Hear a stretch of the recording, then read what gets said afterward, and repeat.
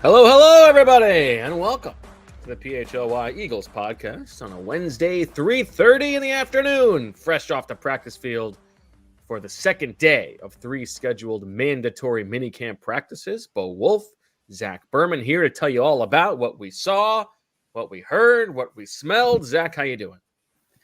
I'm doing great. I saw you about an hour ago, but good to see you. I am at the Eagles facility. See you on the screen is how we left each other's company. Exactly. But for those wondering, I'm at the Eagles facility, centering my shot to make sure it works, and excited to talk about day 2 of mandatory minicamp. Enjoyed catching up today with Brandon Graham and Devin White. Kelee Ringo. Kelee Ringo. You can go on down the list. Dallas Goddard. It was a nice time. AJ Brown. Yeah, I didn't want to leave him out. So enjoyed it. Zach, I got to say, I think that Emily Berman is, generally speaking, as trustworthy as it gets, but I do have to disagree. I don't think you look like an old man in that polo. Well, you know what, Bo? If I'm being honest with you, I wore this so it wouldn't come up as a topic of conversation. Like, I'm trying to be as nondescript as possible. I didn't think my attire yesterday was going to be podcast fodder, so I thought if I went with something that would be nondescript, it wouldn't come up. I certainly didn't think it would come up in the first 2 minutes of the show. Nonetheless, I appreciate I don't know if it's a compliment, but I appreciate it. Absolutely. It's a compliment. I think you look like a young man, a young whippersnapper. Well, relatively, I don't know, middle-aged yet, but getting there, right? Knock on wood. I'll take middle-aged at this point. Okay. Yeah. Middle-aged. I'd sign up for 38 more. I've always thought like 40 to 50 range is more middle-aged. So I'm not quite there at middle-aged. Yeah, I mean, I'd like to get to a point where this is no longer. But okay. If you offer me the choice, would I take it now? I think you got to say yes. Fair enough. Okay, we don't need to get into the advancements of life expectancy, so we'll just get on to it. You probably trust technology enough that you're willing to roll the dice, and eventually they're going to get us all to 185. Once again, we don't need to go down that path here. When we just watched an hour plus of practice and had a chance to speak to some of the high-profile Eagles. Zach, I will tell you the amount of respect that I have for you, and I don't know where this is going.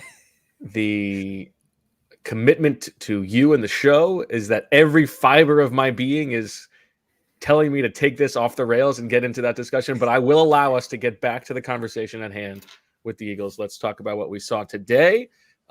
We said that today was going to be more on the offense, although there were some very interesting things that happened in the secondary today. We can get to that in a little bit, but because we said that, let's start on the offense.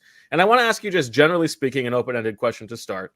Jalen Hurts threw another interception today on the first set of downs in 7-on-7. I believe it was the 4th play of 7-on-7. He was intercepted by Reed Blankenship. There were a couple other plays that looked like maybe ill-advised throws. I want to know your general take on what you have seen from Jalen Hurts in this new offense, taking into account everything about not wanting to overstate anything, knowing that this is a new offense they're installing, but just generally your opinion of what you have seen of Jalen Hurts so far.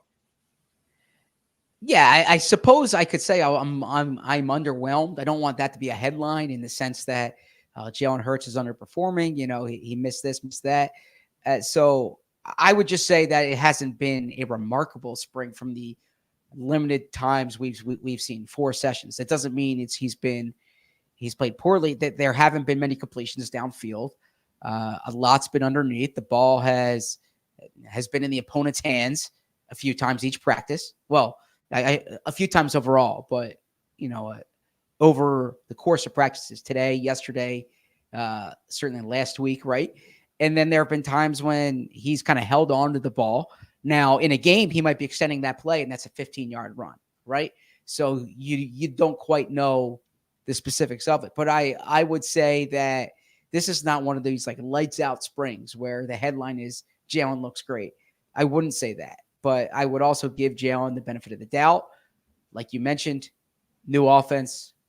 We have a limited sample size. We don't quite know what the read is on each play. So there's a lot of caveats. But it would be disingenuous to the audience for me to say like Jalen's been awesome, because I haven't found Jalen to be awesome.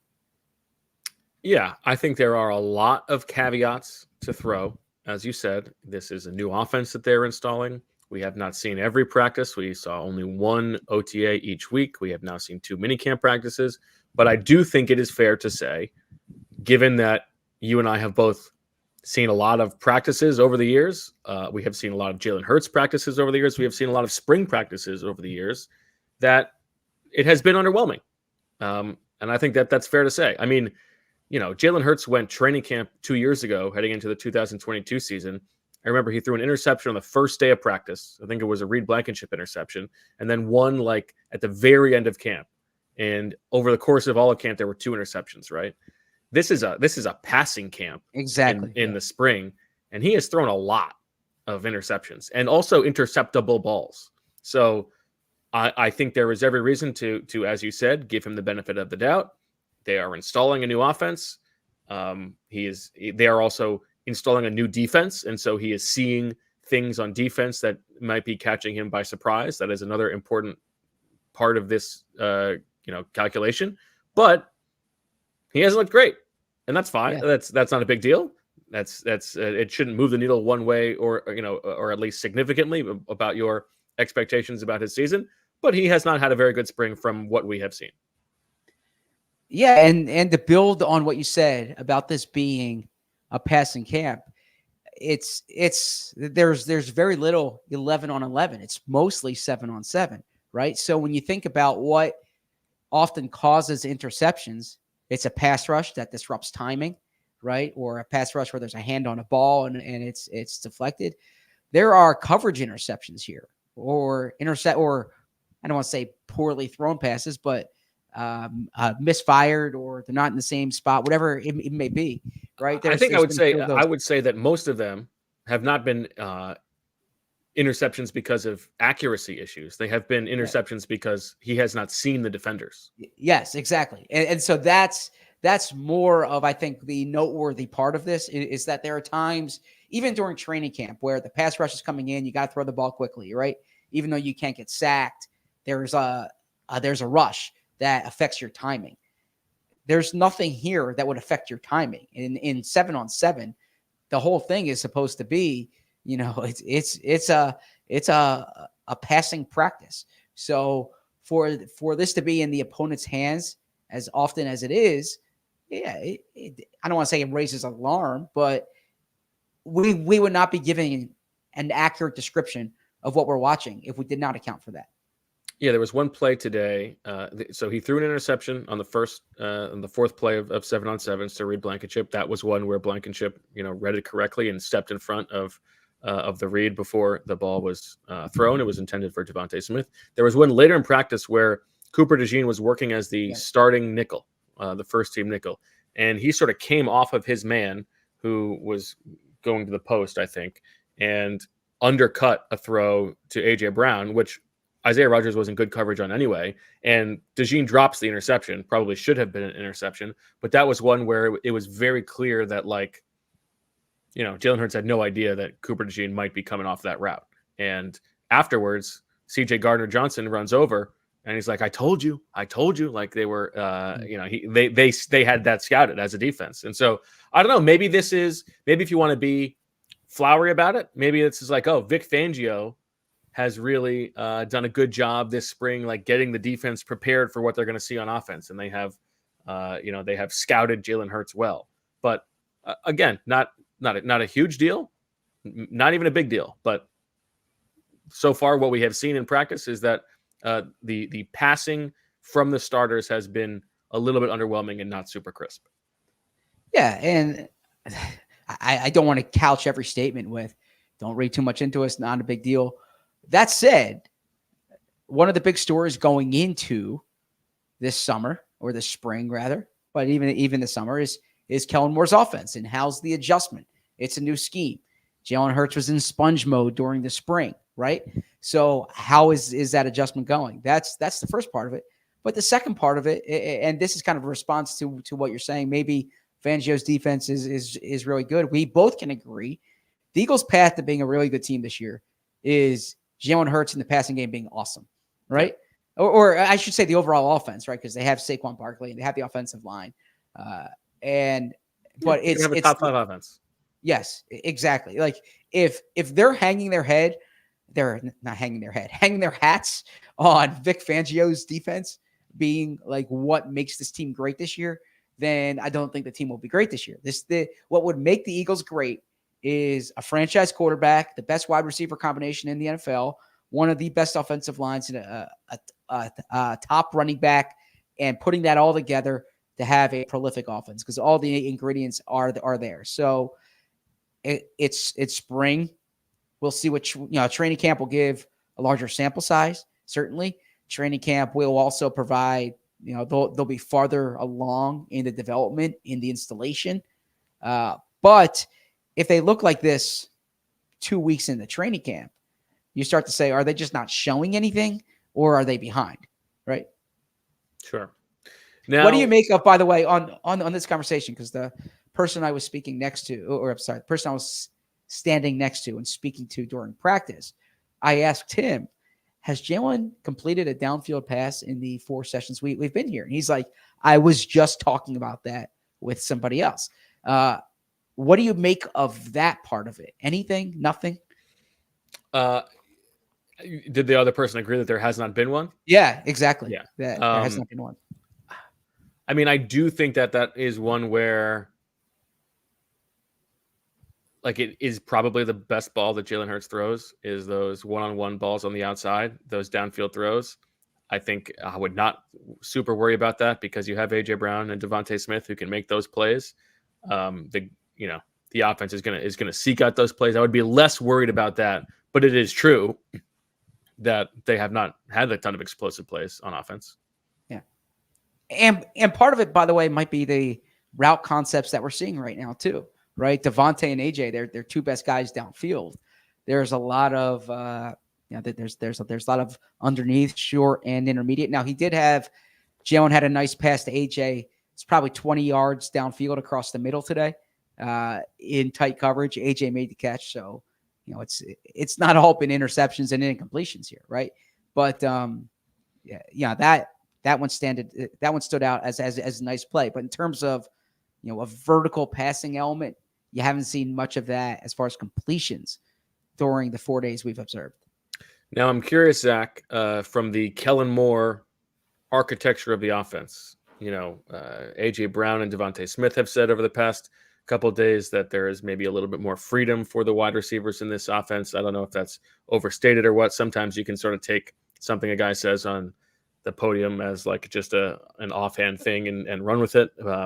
However, we have seen a little bit more motion pre-snap than we did last year. Certainly, you have been watching from the bird's eye view, and I'm actually curious to ask you why that is.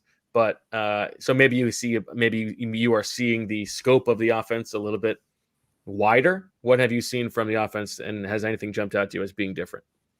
Well, first off, the why that is because the Eagles, they stand on the sidelines now. As sometimes you stand behind the offense or behind the defense, right? But they're standing on the sidelines, offense on one side, defense on the other.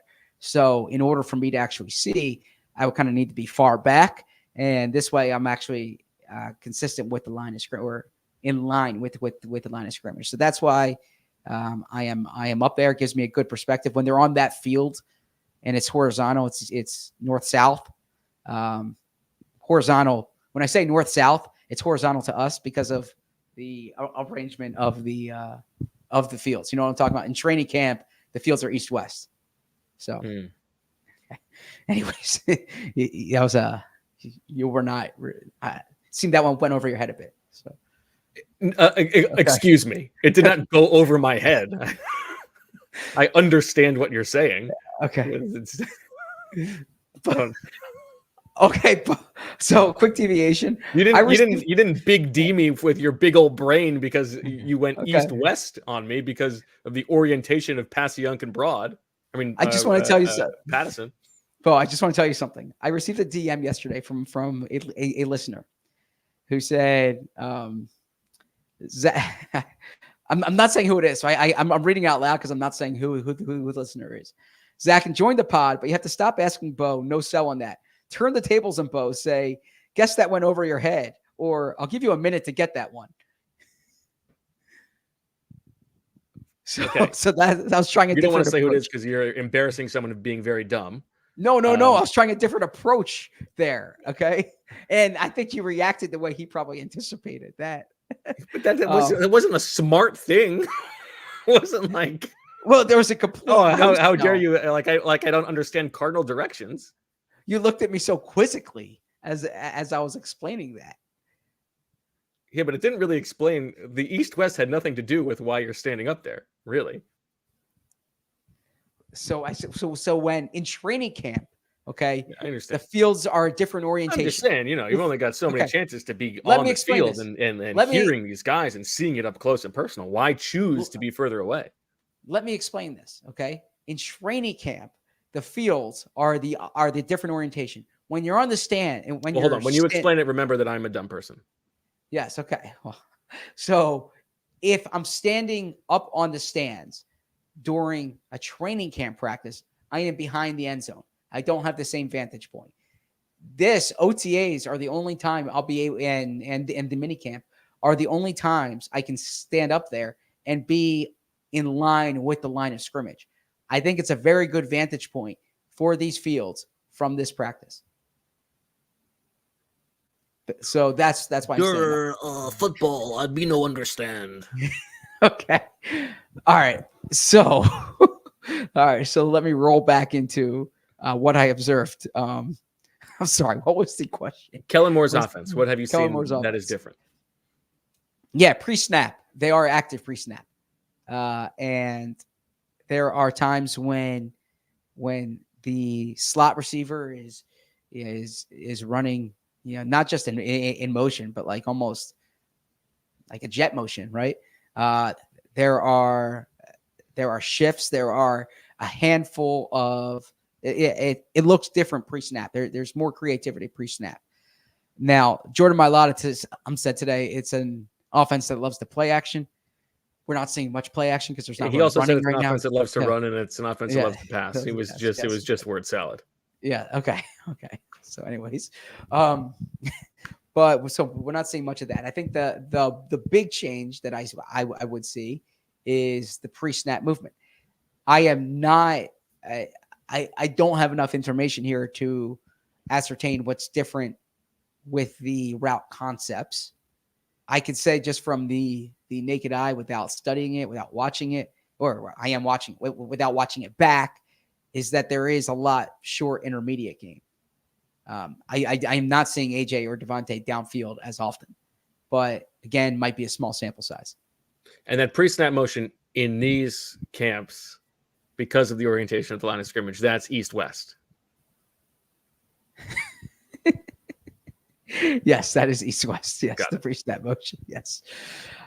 By the way, the audience is not at practice. So I'm explaining something. And typically when you think of something horizontal, you don't think of that north-south. So therefore, I felt I needed to give that explainer. Yeah, that's why I gave the quizzical look. Okay. Yes. Because it felt unintelligible to me from someone who's not there. But that's okay. So therefore, I was trying to explain it.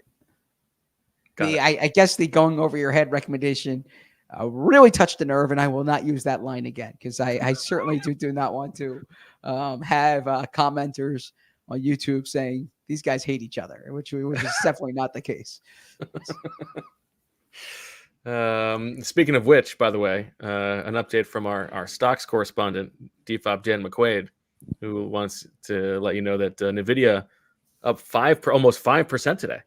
I'm not surprised. Yeah, I mean, AI is here. I'm going to give a little tease. AI does have a line, or more than a line, but a brief a part in a paragraph in the book that's coming out in September. Little tease there. Artificial intelligence or Allen Iverson? Artificial intelligence, which NVIDIA is, the leader in the industry in artificial intelligence. No, it's from a very intelligent. It's from a very intelligent person, kind of describing what's ahead in the next 25 years of the Eagles and the NFL, and artificial intelligence comes in to play. So Just something to just something to keep in mind. It's over my old dummy head. Please don't cancel your pre-order. Please. I'm not canceling. It's just it's 2 words out of 87,000. Okay, so a minuscule percentage. Okay, minuscule. I don't understand what that word means. You're gonna run this bit to the ground, I imagine. I think, unfortunately, I do think that this is going to be a long-lasting bit. Okay. I'm just trying to listen to the audience. That's your first problem. No, that's definitely it. Have I ever told you about the pizza shop? All right, Zach, let's talk about our friends at Sleep Healthy PA, because at Sleep Healthy PA, they are committed to helping Philadelphia residents stop the snore and find solutions for sleep apnea that will allow you to rest well and improve your health. What causes sleep apnea, says Dr. Andrew Cohen? Well, there's a choke point in the throat that causes snoring, kind of like the kink in a hose. There's just a little something that's catching everything up there, and it's meaning that you are not getting the rest that you need. And if there are other people in the room, they're probably not getting the rest that they want either. Well, that's where Dr. Andrew Cohen, the board-certified doctor in dental sleep medicine, and his staff will work one-on-one with you to provide first-class care that will meet your needs. Many physicians are not equipped to provide other options outside of CPAP machines. Well, more than anything, Dr. Andrew wants to make sure that his patients are healthy. If you're tired of a CPAP machine that is cumbersome and unwieldy, or if your significant other is tired of it too, and this is an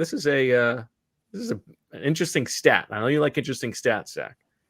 Apparently, 50% of divorces cite snoring as a main issue. Is that okay? So, I mean, let's not even get started on the mistresses and what they feel about this, because Dr. Andrew Cohen is going to help you, or do his best to help you. Based in Jenkintown, he has worked for years to educate dentists across the country on his personal approach to helping those with sleep apnea. His team is committed to stopping the snore. Tell him PHLY sent you, and you will receive 15% off your initial workup. The initial process is a 2-hour exam split into 2 sessions. There's the information gathering, and then the reviewing of results and sharing of recommendations. If you are experiencing sleep apnea and are looking for a custom solution to stop the snore, reach out to Dr. Andrew Cohen at sleephealthypa.com or call 215-337-2501. Tell him PHLY sent you. Well, definitely call Dr. Andrew if snoring is an issue, or if you're snoring, but maybe you're simply congested, right? So Dr. Andrew, if you have a snore that is always there, Dr. Andrew can help you. But if it's just maybe you're congested, the place to turn would be Rite Aid Pharmacy, because perhaps there's allergies, perhaps you have a cold, and Rite Aid Pharmacy is the place to go. With a My Pharmacy account at Rite Aid, you can refill your prescription, schedule a vaccine, get personalized care recommendations, sign up for prescription notifications. All you need to do to get started is a prescription at Rite Aid. Get started at riteaid.com/mypharmacy. Stop stressing about your prescriptions. Let Rite Aid refill them automatically. You can enroll in automated courtesy refills. It's free, easy, and most prescriptions qualify. That's always important. You know, if you have a prescription and you're down to your last pill, and then you have to call them up and you have to get it refilled. No, if it refills automatically, it's convenient, it's efficient, and that's where Rite Aid Pharmacy comes into play. Get your prescriptions at the same time with one-trip refills. Ask your pharmacist to sync your medications so you can pick them up in one visit. I'm all about efficiency, and that is amazing. You can even sync it up with your other family members. So if your wife or your kids have prescriptions, just go to your local Rite Aid Pharmacy to get started, and you can get them all at the same time. Restrictions may apply. Transfer your prescriptions to Rite Aid today. Just go to riteaid.com/transfer. Rite Aid caring pharmacists are ready to answer your questions and help you stay healthy. Get your prescriptions along with anything at Rite Aid you may need, including over-the-counter medicines, household products, cosmetics, and more. Just ask your pharmacy team for details, and of course, restrictions apply. You're getting better at that. Well, that wasn't the disclaimer. That's okay. Yeah. there's a Rite Aid read that requires the disclaimer, and I actually did work on the disclaimer recently, but we haven't had that read this week. We did have at our that would make a good training montage video. You just working on the disclaimer. Waking up in the morning, looking yourself in the mirror, brushing your teeth. Like you're on the workout bike, working on the disclaimer, and the drive to work. Like, no, that's where I did it, in the drive to work. Yeah, I was at a light and I just read it out loud. But back at our old podcast, we had to read the disclaimer in the betting advertisements, and I stumbled on them a few times, and I didn't want to stumble on them anymore. So I made sure that I read it, I got the script down, and I felt strong about that. And then you just had to pre-tape it once, and we were good to go. There you go.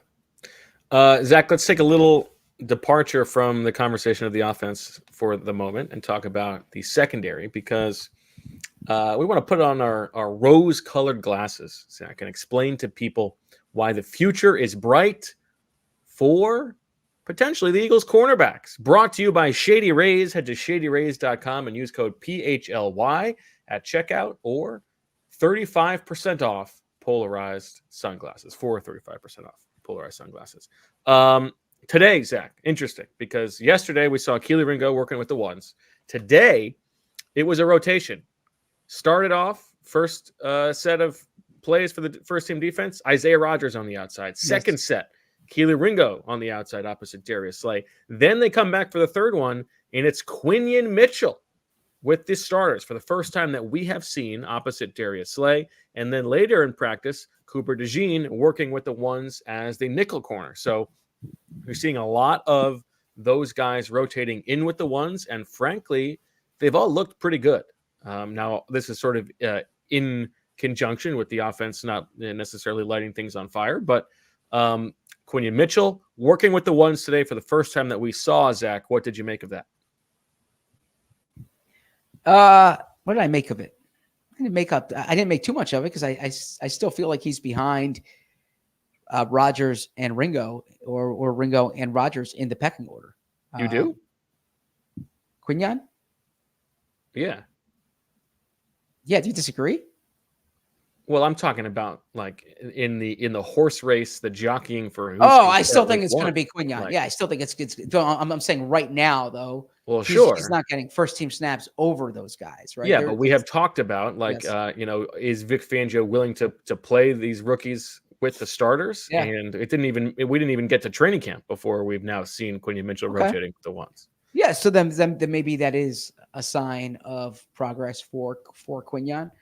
I think that Isaiah Rodgers and Kelee Ringo have jumped out to me more during these sessions than Quinyon Mitchell has.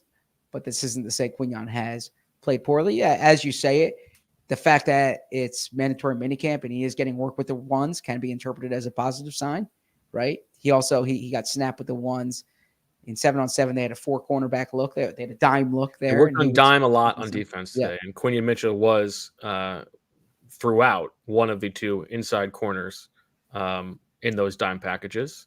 Exactly. Which was interesting. And actually, what was also interesting, and to correct something from yesterday, we said that we didn't see Cooper DeJean work on the outside yesterday. Someone did correct me and say that there was at least one snap yesterday where that was the case. And today in dime with the 2s, Cooper DeJean was on the outside, not on the inside, which was a little bit interesting. Yeah. But I think the future is bright interpretation of this is that the cornerbacks have played so well that it is not egregious or glaring that Quinyon Mitchell hasn't been like a regular with the ones, because like I said, you can make a strong case for Kelee Ringo, who gets his hands on pass attempts, who is tight in coverage.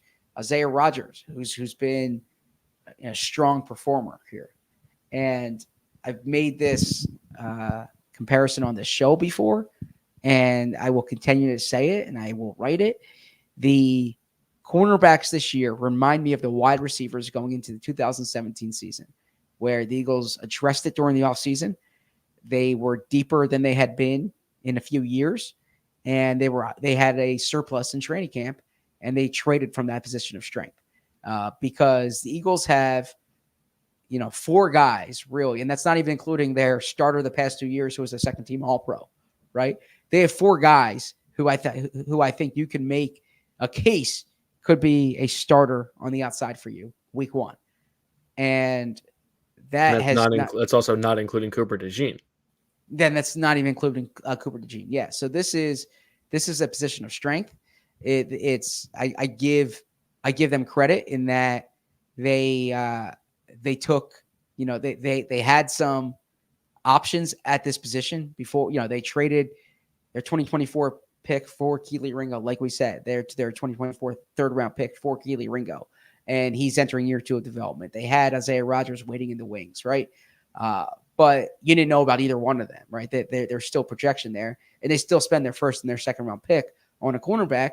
And now they have more depth at that spot, young depth, quality depth that they've had in a long time. So if there's any position where you say the future is brighter than what it had been, I think cornerback is where there's been the biggest overall improvement on the depth chart. So do you think, let's say that we make it through training camp with everybody healthy in that secondary, do you think it gets to a point preseason where they feel like they need to deal somebody?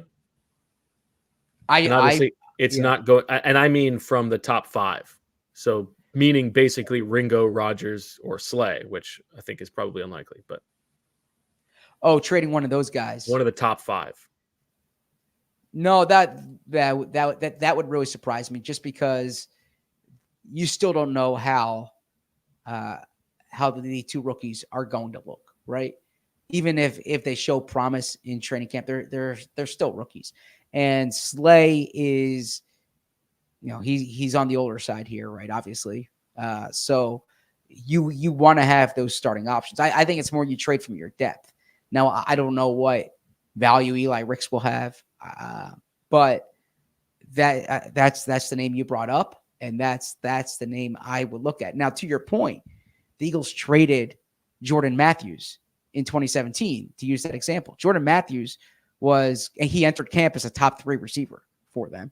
He was their leading receiver the previous season. I think the previous 2 seasons for them, right? So that would be akin to trading, someone notable. But would you agree that Rodgers of the 5 is the most likely to be dealt? Probably so, because there's the least amount of term on his deal, right? So if you're looking simply at where they are long term, you have 2 years left after this, so 3 years left on Kelee Ringo's year. You have already made something from your investment, like exactly. You're signing up for, it's not you're selling maybe a little bit early, but you've already made good on the investment. Exactly. It's like they were so proud of the Sam Bradford trade, because like they signed him to a contract and then they trade him, and it's like they bought this draft pick, right? And so so you basically got something for, I don't want to say for nothing, but a small investment you turn into something that you like.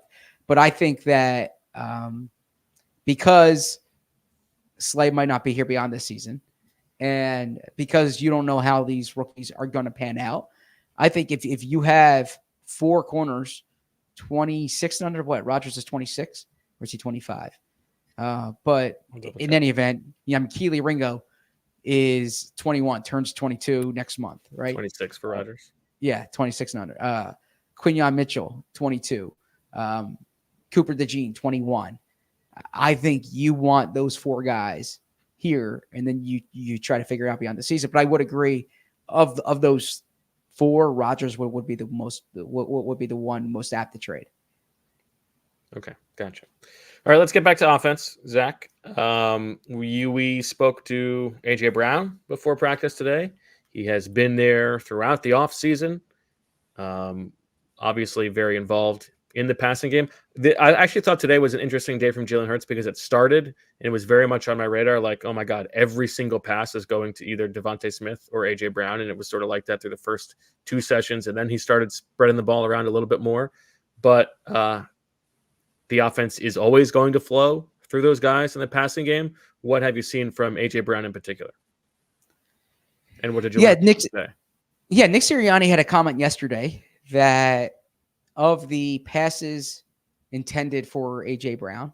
Like he's got the highest percentage of passes intended for him, which would surprise me a bit from a volume perspective, right? Like if you're throwing to him more, invariably there will be passes. Well, yeah, maybe it's the kind of deal where like he's the only one who qualifies. Like they set the bar.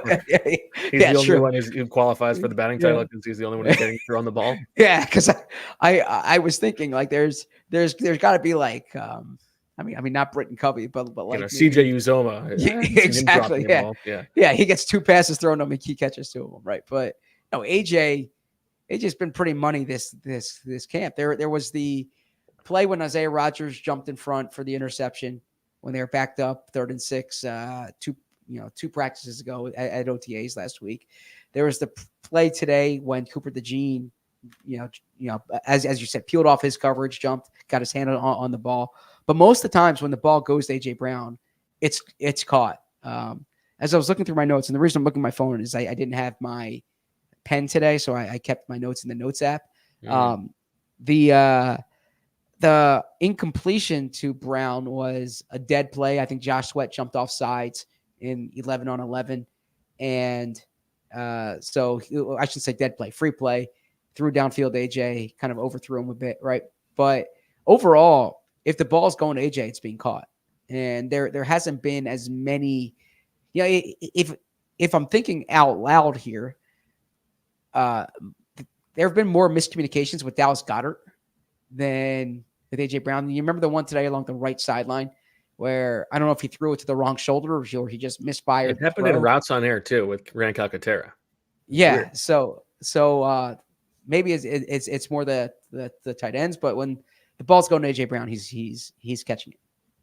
How about the running backs in the passing game? Zach, we saw Saquon Barkley split out wide a couple times today. We also saw a little 21 personnel package with the starters with Will Shipley and Kenny Gainwell on the field together. Do you expect this to be a big part of the passing game, or do you think this will eventually fizzle out as it normally does? Well, what did you make of Nick Sirianni's answer yesterday when I asked him about wide receiver depth? The first guy he mentioned was Grant Calcaterra.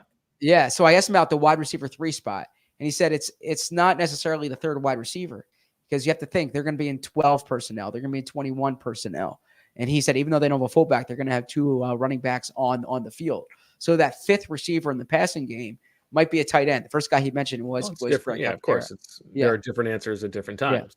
Yeah. It might be a running back. And I said when they drafted Will Shipley, I don't want to say I called it, but I said you're going to like the way he catches the ball out of the backfield. I think the Eagles are going to use Will Shipley in the passing game. Now, as you've said, you're for our audio listeners, you're making, I don't want to say a quizzical look, you're a skeptical face right now. I'm just too dumb to understand it. I don't. Because I understand the skepticism. Running back, run ball, running back, no catch. The skepticism could be that when the Eagles drafted Kenny Gainwell, one of the talking points is that he was a productive pass catcher at Memphis, and that him and Antonio Gibson were, they were these pass catching backs. Can I go answer the doorbell really quick? Do you mind? Sure. I'm happy to fill. Let's see how quick I can do it.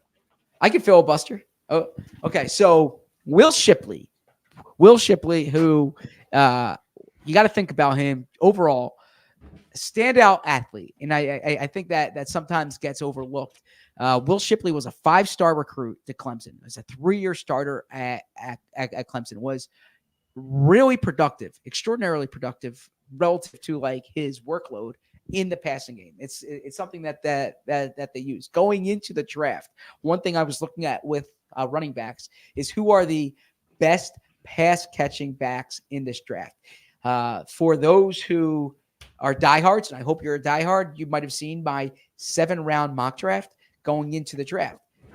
And the player that I had identified for them, I think it was in the 5th round in that one, was Will Shipley. I had a mock draft earlier in this offseason, and I also put Will Shipley in there. The reason is because I thought Will Shipley was a good match for where I saw or where I thought this offense was going to go. I thought that they wanted a pass-catching back. I thought Will Shipley was one of the better was one of the best pass-catching backs in this draft. That's something that jumped out to me when I was studying the running backs. So this is a way of saying it does not surprise me it does not surprise me that Will Shipley lined up on the outside, that Will Shipley's been flexed to the slot, that Will Shipley's catching the ball in 21 personnel, because I think that Will Shipley is a natural pass catcher. Now, you heard Nick Sirianni say last year about DeAndre Swift, he has he has receiver hands at running back. And I think you'll see that from Will Shipley this year. You have a smile on your face. We also saw DeAndre Swift get a bunch of passes the first day of training camp last year, and we're all expecting he's going to change the way that they use the running back in the passing game, and it didn't happen. Okay, so while you went to do your household chores, I provided 60 seconds worth of distance run and or distant run, I should say. And you come on, and the first thing you do is disagree with a point that I make when you weren't even listening to these 60 seconds that I was doing. You only caught the tail end of it. Just saying. I'm always going to be skeptical that they're going to make it a huge deal when we haven't seen it. And when my point was that in this draft, one of the things I was looking for is who are the best pass catching backs in this draft. Who are the guys who I thought had the best hands, could help there. And that is why I really thought going into the draft that Will Shipley would be a good match for the Eagles, and why I included him in my mock draft. Okay. To Sirianni's point about like there are different answers for this depending on the situation, that's fine. But the question is still who's going to be the fourth most targeted player in the offense, right? And I would say it's fair to say that through this spring, Paris Campbell has been working with the ones by far the most of anybody, and not just in the slot. There have been times when he has been on the outside and DeVonta Smith has been in the slot, which I think is important because whoever it's going to be, they need them to be able to line up on the outside, because a lot of the times the best mismatch that the offense is going to be able to create. I mean, like DeVonta Smith's numbers in the slot are among the best in the league. Like it's one of the places where he wins the best. And so they need that to be someone who can do that. And so if Paris Campbell can do that, all the better. I just want to ask you, you said the fourth option in the passing game. Are you expecting the third receiver to be more involved in the passing game than Saquon Barkley? Yes. Interesting. Okay. I would disagree with you on that. I think it may not be volume. Well, I mean, like if you're discounting screens, then yes, I think that will be the answer. Yeah. So you view screens as an extension of the running game from this perspective, yes. Okay. Yeah. I think that there will be a receiver on the team who has more targets on non-screens than Saquon Barkley, or at least there should be. Yeah, and my position is that when you have 5 skill guys on the field, that third receiver, that second tight end, that second running back is the 5th guy I want to get the ball to. I mean, if I'm Jalen Hurts, I'm looking AJ, Devontae, Dallas, Saquon before I'm looking Paris, Grant, Will, John, if we're just using the first names. What's the smile? What'd you get? This is very exciting. So had the delivery. Had to, I actually didn't know what was being delivered, but went up to get the package before anything untoward could happen. And I got this nice long box here, and there's a thing on the tape that says "Caution: Home runs inside." Ooh! Softball season starting up in a couple weeks. We had to get a couple new official wood bats. I got here a little bamboo. I've never swung bamboo before. Got a little nice bamboo bat. It's this is very sexy. Gotcha. Do you like a wood bat? I like a wood bat. Okay. So and baby. All right, good. I'm curious to see how you swing with that. Another one here. We got a long and a shorty. Okay. This is the co-ed league. Let's see what this other one looks like. Not bamboo, but this is a sexy black. It's like an unboxing, as my son. It is an unbox, yeah. Not bad. Okay. I'm this bamboo though. Woo! Woo! Yeah. So when I was in high school, I'm fired up. I didn't get in that much, but in BP, I would swing with a wood bat sometimes because it has a smaller sweet spot. So in theory, if I get into the game with the metal bat or the aluminum bat rather, then there's a bigger sweet spots there. But I used to call I was a big fan of literature back then, baseball literature. I had a baseball literature class. That was a little different. Yeah, with Dr. Giuliani. Shout out to Dr. Giuliani. And are you talking like Matt Christopher? No, I'm talking like Bernard Malamud. And the Natural, the book, the book is so much better than the movie, Bo, right? Yeah, much different art than the movie. Yeah. So I wrote on my bat, like I chiseled it in there, Wonder Boy, because of the Natural. Yeah. No, I did not hit like Roy Hobbs. I didn't turn off the lights with any of my hits. But I'll say this: when you get a barrel on the ball with a wood bat, that's a good feeling. No better feeling in the world. Some better feelings, but no better. But in baseball, no better feeling. Yeah. What would you say is the best feeling in the world, Zach? The best feeling in the world, the satisfaction. It's a nostril flare that intimated maybe something else was on your mind. Go ahead. No. The satisfaction of like a good story, a good show. That's a great. That's the number one feeling in the world. It's not the number one. No, the number one feeling Hard day's work? like, no, honestly, the number one feeling in the world for me is like when you hear your kid laugh, when you make your kid laugh. That is awesome. That's like good. Or I would say when I get home from work and my daughter comes running up to me, gives me a hug like that. That's probably the best feeling in the world. But good answer. A hard day's work is the feeling of accomplishment, submitting a story you worked your ass off on. That's a great feeling. Doing a show, at the end of like our draft coverage, you feel good about that. So that's a good feeling as well. You know what I think the best feeling in the world is, Zach? Yep. Getting a good deal on your mortgage. That is a good feeling. Yeah, for sure. Today's real estate market, Zach, is ultra competitive because there are prospective home buyers out there who know that maybe you are missing out on opportunities to win the perfect home. But why? Well, it's because you don't have Mortgage CS in your corner. It may be news to you, but the mortgage company you choose matters more than ever. Even if you are already in the market, you can still explore your options with Mortgage CS. They can be your mortgage mistress, and you can jump ship because this is home financing, not a marriage. You may be shocked at how much money you can save by switching to Ben Stucker and the guys and ladies at Mortgage CS. Mortgage CS is an independent mortgage broker in the Philly area. This means that they will not steer you to just one mortgage option or what is best for them. They will work for you, not the banks. Ben and Alec with a C at Mortgage CS will ensure that you have a rock solid pre-approval, and they will take the time to explore anything you want. What a novel idea that they're working for you. You're not working for them. You know what I mean? The real estate market is competitive, so you can rely on Mortgage CS to help you understand where you can be flexible in your offer to buy a home without taking on unnecessary risks. In the end, you'll be so happy you texted Ben, the CEO of Mortgage CS, at 267-391-7425. There's a reason people win more with Mortgage CS, so call or text Ben now at 267-391-7425 and see for yourself. You can also go to www.mortgagecs.com/PHLY to check them out or view their 370 plus perfect 5-star reviews by searching Mortgage CS right now. The advertisement is not a commitment to lend or extend credit. Mortgage CS is an equal housing opportunity mortgage broker. All loans are subject to a credit approval. Certain restrictions may apply. Company NMLS ID 1464766. Visit mortgagecs.com for more information.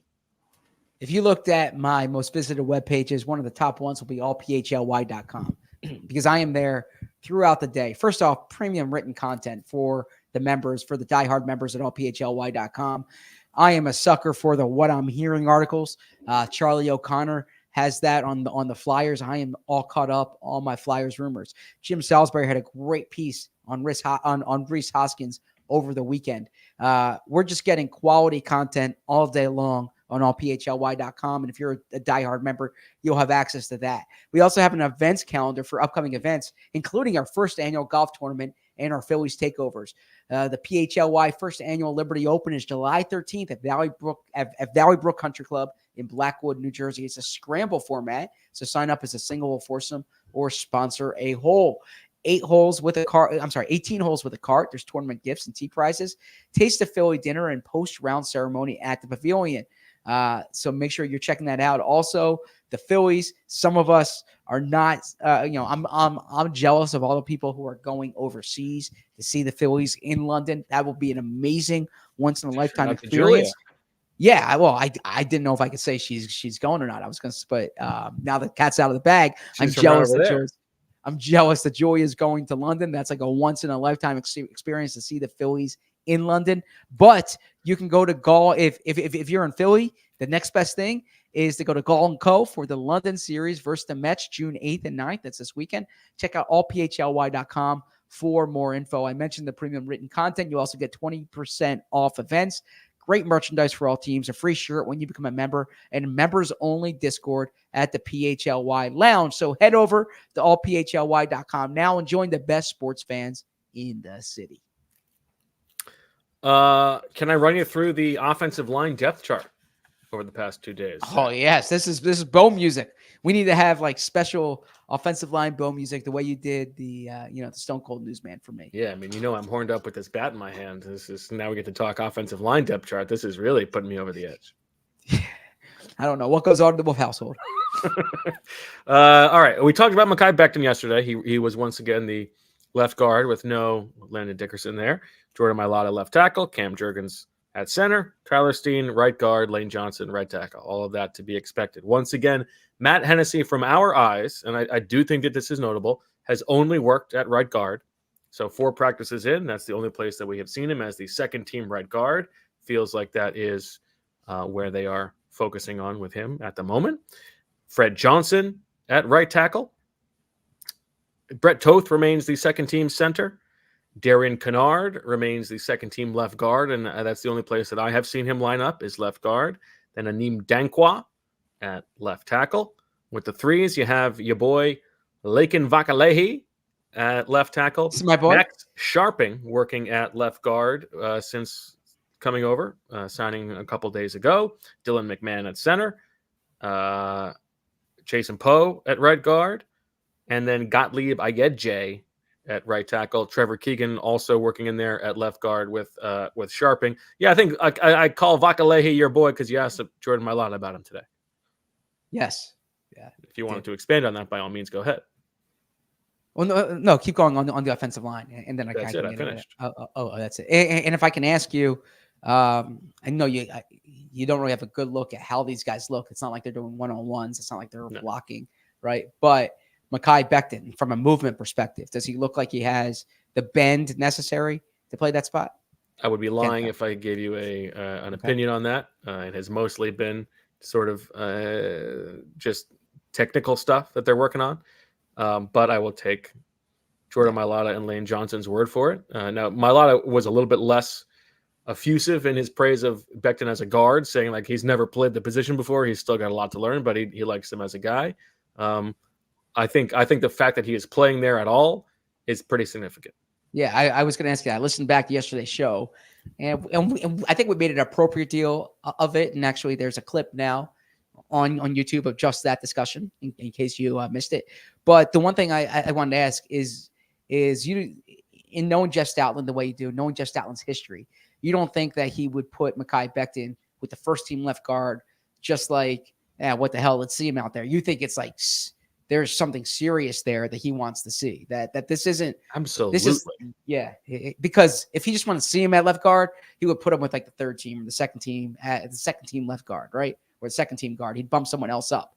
But the fact that he's putting him with the first team really leads me to think that this is a legit thing in Stoutland's eyes. Yeah, listen, I mean, the Eagles were, if things had gone a little bit differently in the draft, they would have drafted an offensive lineman in the first round, right? That was absolutely on the table.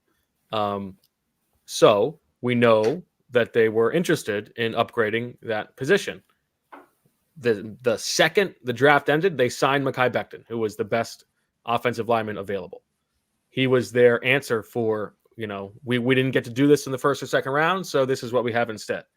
I think there is every possibility that they will go through the process with Tyler Steen and not, cast him aside necessarily, but decide that Mekhi Becton is a better option for them in the here and now. Yeah, well said. So I will answer the Lakin thing. Then I had a question for you about the wide receivers before we wrap up as well, to kind of stay on the offensive theme. Yeah, so I asked Jordan Mailata.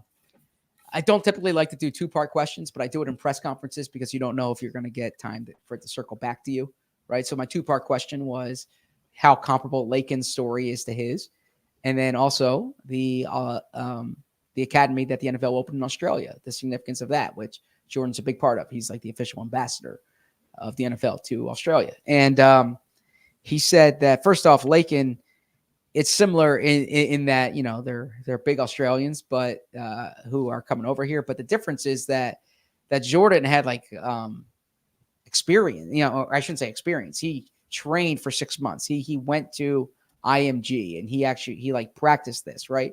Lakin's coming straight off his Mormon mission. So it's a little different there. There's probably more of a learning curve, even though Jordan Mailata had never played in a game before. Like, there were eyes on him as a player before. I think Lakin's much more of a project. And just to remind everyone, Lakin is not taking up a roster spot for the Eagles. Every team gets an international roster exemption, and that's the spot he's on. So the Eagles actually kind of be patient with him for that reason as well. Like, he's going to be with the team throughout the season. Unless they find someone else. Well, I actually don't know if you can go back and forth with international exemptions. I don't know the rule there, but he's going to be someone, I think it's safe to say they're going to develop him kind of behind the scenes. He won't take up one of their practice squad spots, right? To the second part, yeah, Jordan thinks this is huge for identifying prospects. And I did a story 2 years ago, or 3 years ago now, rather, on Daniel Fa'alele, and I spoke to Jordan Mailata for it. I spoke to Fa'alele on it. And one thing Jordan said is, there are people in Australia, maybe not, 6'8", 360 pounds, or, 6'9", 400 pounds like Fa'alele, but there are, guys in Australia who could play professional football, and they just need to be found, and they need to be found at an earlier stage. And that's what the academy will do. And Jordan Mailata said when he's here, he's representing Australia. When he's there, he's representing the United States. Like, this is his home now. He's kind of the byproduct of the United States when he's there. And football, he's like a representative of football. So that was interesting to hear. And perhaps that's something I write on all PHLY this summer. Now to the question I had for you is, Joseph Ngata's getting some snaps with the ones. We've seen that. John Ross is kind of working his way up the depth chart a bit. Nick Sirianni mentioned both of them as receivers who stood out. Now, you could say, Joseph Ngata Joe Ngata. Yes, what do you make of that? Yes. Maybe he goes by Joe in the facility. Although in the transcript they put Joseph, they put Joe Ngata. They put Joseph in brackets in case it was nice, but in case we didn't know that it was Joseph, right? In any event, I point this out. He mentioned a lot of guys, but it's not like they have other depth receivers who he did not bring up, right? He mentioned Ngata. Ngata came to mind. John Ross came to mind. Both those guys are seeing work with the ones here. A, who do you think is more likely to make the roster? Or and B, do you think the Eagles would seek to upgrade over those guys, or do you think one of them will be on the team? I think the overwhelming odds are that neither of them will be on the team. Okay. Obviously, how Anaya Smith and Johnny Wilson come along is important here. Anaya Smith just starting to get involved a little bit in team drills, but has not looked, particularly knock your face off, but that's okay. It's early. He was coming off an injury. Johnny Wilson has made a couple nice plays. I think he had a drop today actually, but has otherwise looked okay. Looked a little bit shifty for his height. I find myself being a little bit of a sucker for John Ross. It was maybe part of it is that press conference he gave. The speed is fun to watch, but obviously there's a reason that he was out of the league for a while. It's unlikely that he's going to make the team, but I could see that. I would like to see him in training camp. I think it'll be fun to see if what he's done so far can carry over a little bit. Ngata has never really done it for me personally. The body type, sure, like, and we talked about like in a perfect world, it would have been Devontae Parker as a number 3 receiver because of what he could allow everybody else to do. Joseph Ngata is the one who brings that body type to the table, but I don't necessarily see it. I haven't seen much dynamism from him. The other down roster guys, Griffin Hebert's making some plays today as a tryout player. I think that Austin Watkins has a little bit of shiftiness that has sort of caught my eye a little bit, but I think that the Eagles are very much aware that they could use somebody else here potentially. So 2 things there. First off, I see Cousin Gray says in the chat, does John Ross have a shot as a gunner on special teams?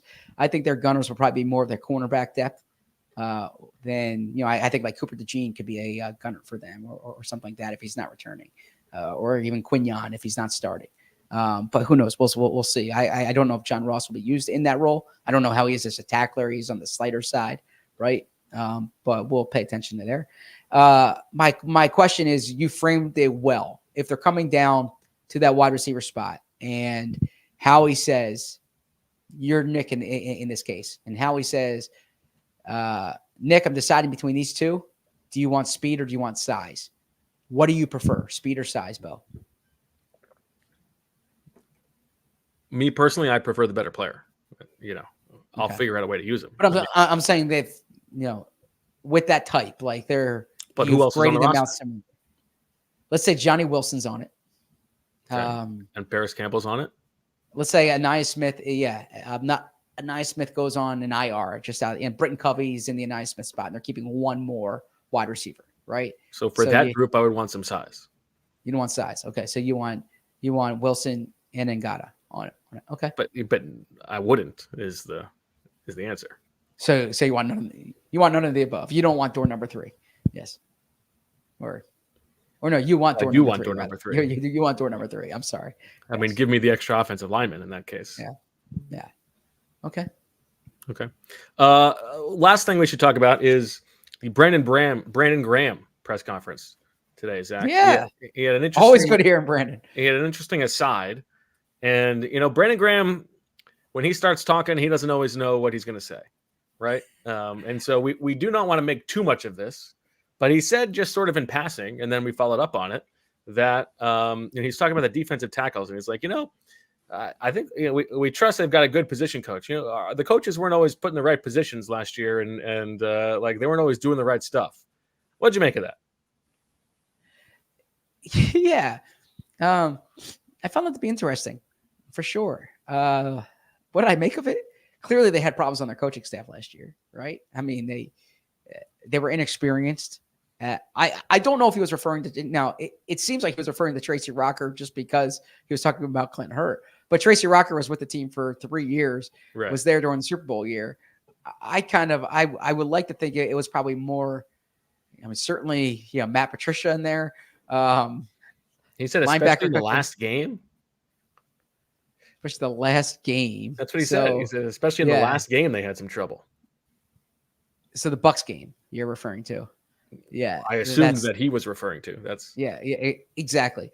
Yeah. I mean, look, we talked about it going into training camp, how inexperienced they were at all 3 levels. Or I'm sorry, not all 3. Well, Tracy Rocker had some experience, but they know like coordinator, no former coordinators. They had their linebackers coach, their defensive backs coach. It was their first time coaching that position, or coach being a top position coach. And perhaps that showed. There's a lot of inexperience on the staff across the board last year.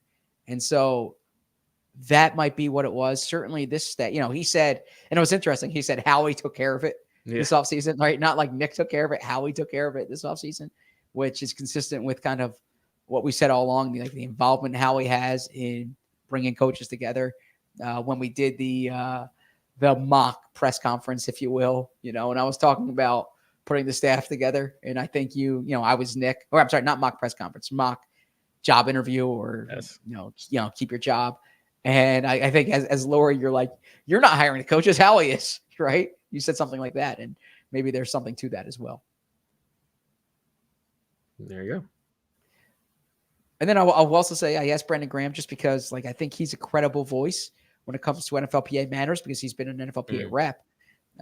And he is not in favor of the modified offseason or the modified offseason schedule. He's of the opinion that these guys want their summers, right? He said just shorten the period in April, in May, right? Come back like a week earlier in July, Right. But yeah, don't have it. So it's like this whole ramp up. You report early. I think July, there is definitely a disconnect between the PA members who have children and those exactly. Yeah, because Dallas Goedert, his point was like, you come here, you get in great shape, and then you're gone for 6 weeks. Which is a fair point. Yeah. So now what I don't understand is why can't you just have like, why can't it just be like spring training where you just report the normal, report like a week earlier than you typically do now? Like take what Brandon said, but just not have the spring. If they reported instead of 6 weeks before the season started, if they just reported 7 weeks before the season started, they had 2 weeks of a ramp up, and then they had 5 weeks of training camp / preseason. That would strike me as sufficient, as opposed to, these guys are in such good shape. It's not like the days I think where you need to have them in here in the spring getting in shape. So I would actually say there's probably something in between. But I am curious. I think you're right. There is a disconnect between like younger guys maybe who are like, why do I have to be in my city for 6 weeks, 8 weeks, 9 weeks during the spring and then go home and then come back? I would rather just do it in one shot. No other sport does that. And then people who are like, wait, I want to have a summer. I want to be with my kids. Like I want July 4th weekend at home and not, that kind of thing. I think Brandon Graham said July 4th is the last hurrah. I did want to hump it. I did want to jump in at one point when he said, they want to go to 18 games. We could just start it a week early. I said, no, Brandon. Labor Day to President's Day. You got to know this stuff. By the way, Brandon Graham and me are kindred spirits here. July 4th being this great holiday, right? I know it's your anniversary, but July 4th being this great last hurrah with the family, right? Labor Day to Memorial Day. Oh, I'm sorry, not Memorial Day. That would be wonderful. Labor Day to President's Day would be the plan that Brandon Graham's saying. They start now the weekend after Labor Day. So 1 week earlier would bring them to Labor Day. So Labor Day to President's Day would still work with the Brandon Graham plan. He would still get July 4th with his family. I would, Brandon Graham says the only time he's out of the house is taking the baby girl to gymnastics, taking, the son to wherever he has to go. And I know that feeling quite well. Right. So, Brandon Graham and I are, we have kids the same age. I think we're overlapping here in our opinion of the NFL schedule. I think that's fair. And by the way, Brandon Graham did say he did not leave the door open. He said this is his last year. He's trying to soak it all up. That is how he's approaching it. This is the end of the road. Yeah. He also gave a shout out to PHLY contributor Les Bowen. Someone said, "Aren't you retired yet?" He said he feels like Les here. He's like just still hanging around. Yeah. So shout out to Les. There we go. All right, Zach. That'll do it for this episode of the PHLY Eagles podcast. We are back tomorrow afternoon. There are a few things up in the air, unfortunately, so we don't have a specific time just yet. Maybe 3:30, maybe 4:30, maybe 5 at the latest. But we will be watching tomorrow's practice and reporting to you what we see, and then back at the normal noon time on Friday with Zach and Handsome Rich. So we look forward to all of that as the content train rolls on. Zach, how you doing? How you feeling? How's it going?